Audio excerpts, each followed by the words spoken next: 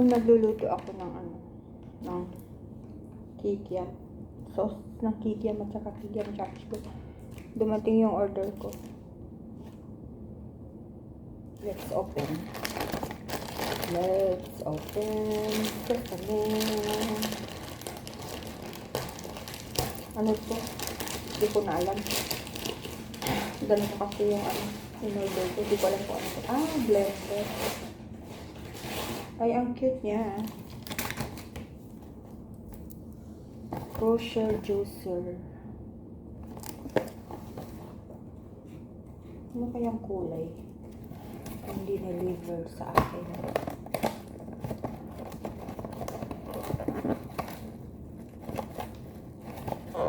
$39 dirhams. So, nasa ano siya? Kulang-kulang na 400 sa Pilipinas. Rechargeable. Meron siyang straw. Okay siya to. Akala ko yung green yung kulay niya. Pink pala. Pero maganda man siya. Diba? Dyan. Open and twist and put the straw. Ayun yung niya, pagsaksakan niya. Pag-charge niya. Tapos ito yung press on and off. Ganda niya Ganda siya, guys. Tanggalin talaga. Tapos lock. Sorry. Tingnan natin sa loob. Ay.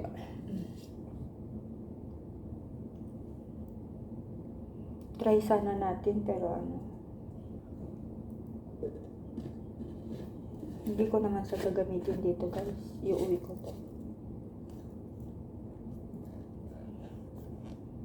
Portable electric juice cup.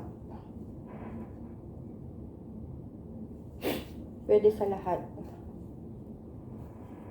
Cute. Balik natin dito sa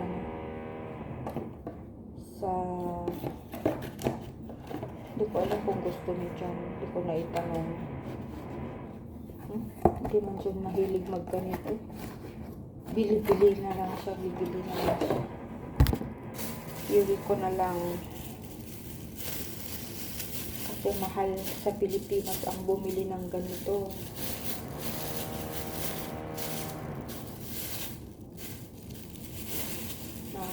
Hinayang gumastos na sa Pilipinas pag ganda niya.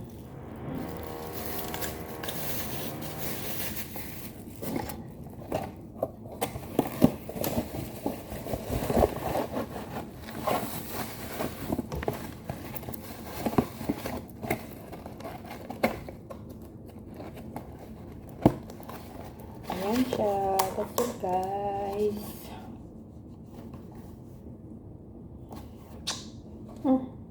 Bye!